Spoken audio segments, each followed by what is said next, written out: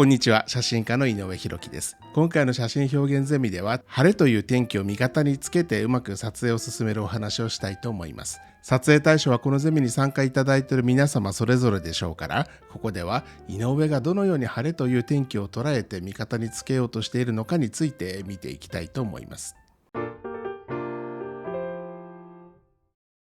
さあ、撮影に行こうとなった時、晴れの天気予報が出ていたら嬉しくなるものです。その晴れという貴重な天気における撮影について、井上がどのように捉えているのでしょうか。まず快晴について。快晴の強い光の下では細部までシャープに描画されるために、風景のディティールがくっきりと映し出されます。良い解像感が得られやすくなるわけですね。こちらは工作が始まった春の丘陵地です。少し前の機材で撮っていますが、畑に引かれた畝、トラクターやその奥のさくらんぼの木々のディティールがしっかりと見えているのがご覧になれると思います。また、快晴の下では太陽の光に風景全体が明るく照らされるため、鮮やかな色彩と強いコントラストが被写体に与えられます。これによって被写体はよりクリアに描画されて視覚的にインパクトのある写真が撮れるようになるのです。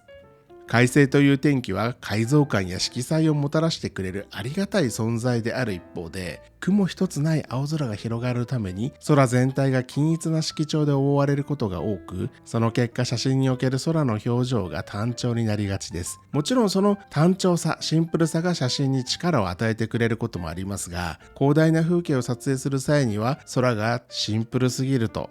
良くない言葉で言えば単調すぎると、写真全体の構図が平坦に見えてしまって奥行きや立体感が失われる可能性が高くなってしまいます。ここは気をつけたいところです。こちらを見てみましょう。空に雲があることで空全体が動きのある要素となり、写真にダイナミズムが加わります。流れる雲や風に流される雲の形状は空に自然な動きをもたらして、静止した風景の中にも動きを感じさせる効果をもたらします。この写真をずっと見ていると、修道院の建物の向こうに雲が風に流れているように見えてくるような気がします。ちなみにハリーポッターの映画の中にも出てきたこの建物の正面の出入り口の出窓、ネガポジ法を発明されたとされるイギリスのフォックス・タルボット氏が初めて撮影したとされる被写体の一つです。興味のある方はぜひ調べてみてください。調べるときは自然の鉛筆というキーワードを入れてみるのも良いでしょう。この自然の鉛筆、世界で初めて世に出た写真集の一つでもあります。そこそこの雲量と適度な風がある状況を撮影条件としては最高だなと井上は考えています。強い日差しが丘にそのまま降り注ぐと風景がのっぺりとしてしまって立体感やドラマ性が失われることがあります。しかしこのように光と影が風に合わせて動いている状況では、その一瞬一瞬が劇的に変化してまさに最高の瞬間を捉えることができる可能性が高まるのです。その時にシャッターを切ると写真が俄然生き生きとして動きやエネルギーを感じさせる仕上がりになります。すごく綺麗ですよね、この光。強い日の光に気をつけたいというお話もしましょう。こちらの写真をご覧ください。夏の終わりの頃とはいえ、まだまだ強い西日を浴びているキタキツネの兄弟です。快晴の日の強い日差しは被写体に対して非常に強い光を当てるために、この写真のようにコントラストが強くなりがちです。また白い毛や明るい毛の色の部分が光を反射して白飛びが発生しやすくて、毛の質感や立体感が失われてしまい、被写体がフラットで不自然に見えてしまうこともあります。これは避けたい問題です。前回の動画でご紹介した M モードプラス ISO オートの設定を使用することで、このようなシーンでも露出を適切に調整することができるようになります。特に露出を調整する際に速攻方式としてハイライト重点速攻をお勧めします。この速攻方式は画面の中で白飛びが発生するかしないかギリギリのところをプラスマイナス0の露出とする方式です。ISO 感度が自動調整されてひどい白飛びが起きないように撮影を楽にする便利な設定の一つです。ただしカメラのメーカーによってはこの速攻方式が搭載されていない場合もありますので、撮影前にご自身のカメラで確認しておくと良いでしょう。さて、大胆に逆光で撮ってみるのはいかがでしょうか。夏の太陽の強い光とはいえ画角内に直接太陽を入れずに露出をかなり高めにしてあげるとこのような撮影も可能です。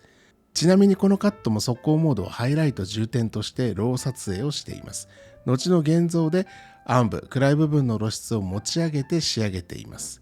明るい部分が白飛びしないように撮影してくれるのがハイライト重点速攻ですから、暗く映るということになるんですね。ただ暗く映ったとしてもローで撮影していますから、ロー現像の時に暗部を持ち上げるということをすることで、人間の目で見た時に近づける、あるいはそれを超えて柔らかいこういう表現ができるのかなと思います。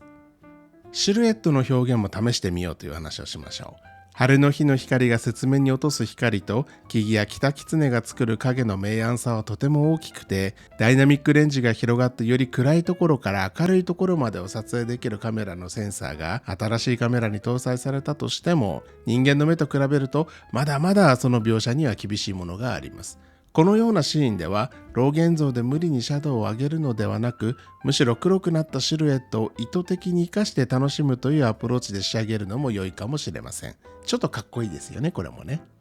そう、晴れの日といえば朝霧です。夏の終わりから秋にかけて日中と夜間の気温差が大きくなると朝霧が出やすくなります。よく晴れ上がる天気予報が出ていて湿気もありそうな時は、少し標高の高いところへ登って朝霧を撮影したいものです。朝霧の最もドラマチックなタイミングは、朝霧に朝日が差して黄金色に輝く時でしょうか。秋巻き小麦が芽吹き始めた畑と黄金色の朝霧のカーテンがとても素敵でした。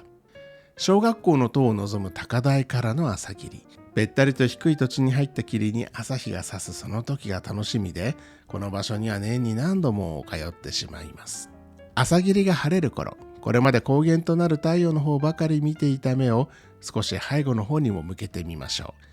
霧がそろそろ晴れそうになるとき、言い方を変えると、霧が晴れそうになっているところ、ちょっと標高が高いところに自分の身を置いてみる。そうすると見ることができるのがこの白い虹です。黄金色の朝日の時間が終わる頃にこの白い虹を見ることができたら素敵ですよね。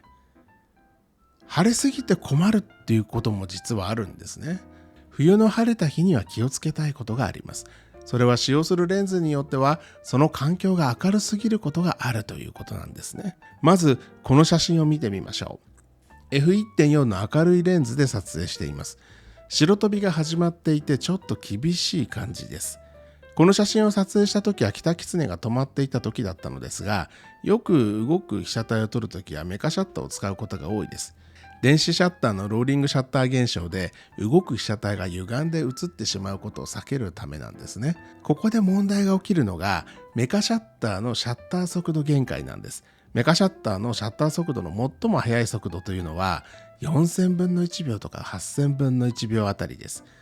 4000分の1秒というカメラも結構多いです。このカットって4000分の1秒で撮ってしまうとかなり白飛びした写真になってしまいます。撮影後に PC の前に戻ってロー現像をしてみると背景の雰囲気がいまいちだったんですね。これはファインダーの中が眩しさのために真っ白になっていて、背景となる雪原と空の境界がよく見えなかったことに加えて、いや言い訳がましいけど雲間から見える青空部分を背景にうまく捉えることができなかったんですね。これは眩しすぎたんです。センサーに届く光を減らしたいケースがこういったところにあります。そこで現光フィルター ND フィルターを使ってみるんですね。この時は ND8 を使いました。 ND8 というのは3段分暗く映すことができるフィルターです。 ND フィルターという現光効果のあるフィルターのためにセンサーに届く光の量が少なくなって結果として暗く映るんですね。そのおかげでファインダーの中で背景と雪原と空の境界を見分けることができるようになったり、青空の位置を判別しやすくなったりします。絞り値やシャッター速度は先ほどの ND フィルターなしの時と一緒です。感度が ISO500 まで上がっていることを確認できると思います。こういった撮影の時に便利なのが ND フィルターに加えて以前お話ししていた M モードプラス ISO オートなんですね。キタキツネの位置や明るい背景が画角の中にどれぐらい入ったかによって露出が大きく変わってしまうものですが、これに簡単に対応できるのが ISO オートによる露出調整なんです。前回の動画をアップした後でそれでもなお ISO オートだとうまくならないというコメントをある SNS で見かけましたが、こういったシーンで ISO 固定だとそもそもうまく撮れることがほとんどないと思うんですが、どうなんでしょうね。上手くなるチャンスすら存在しないのではないかなと、そんな当てずっぽうの取り方をして、それが上手くなることなのかなとね、井上は不思議に思ってしまいます。おそらくこういった状況があるということを認識しないでお話ししてると思うんですが、撮影シーンっていうのは本当にいろんなところでねありますから、断定をしないというのはねとても大事なことなのかなと思います。本当にこういう場面ありますからね。さあ、こうやって撮影された少し暗めに映っているローデータからこのシーンを現像していくとこんな感じ。ISO500 程度で撮影されたローデータの暗い部分を大胆に持ち上げてもノイズはそんなに大きく出ることはないですから、仕上げがしやすくなります。ちなみに井上はこの西フィルターのセーフと FSND フィルターを使っています。このフィルターの良いところは装着時に時間がかかるねじ込み式ではないこと。ムニッとねレンズの前に押し込むことで装着できるので、意外としっかり装着されます。おすすめです。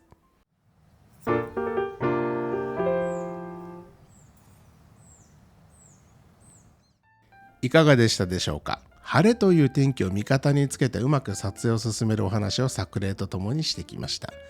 実はもう一つ晴れの時間を使う方法があります。遮光が美しい朝霧の時間が終わった時に、快晴だったり雲が少なくてドラマチックさがなさそうだなという時には、その発想を変えて天気予報を見ながら夕方や翌朝の天気が良さそうな撮影地までの移動時間にするのも良いのかもしれません。200キロ、300キロぐらい移動すると天気は大きく変わるものです。新たな気持ちで撮影に臨めるかもしれません。晴れてるからこそむしろ移動というね、そんな選択肢もあるということを忘れないようにしたいものです。このチャンネルでは次回も新たなテーマとともに写真表現の楽しさについてお話をしていきます。この内容が役に立った、もっと学びたいという方はぜひ高評価とチャンネル登録をお願いします。ではまた。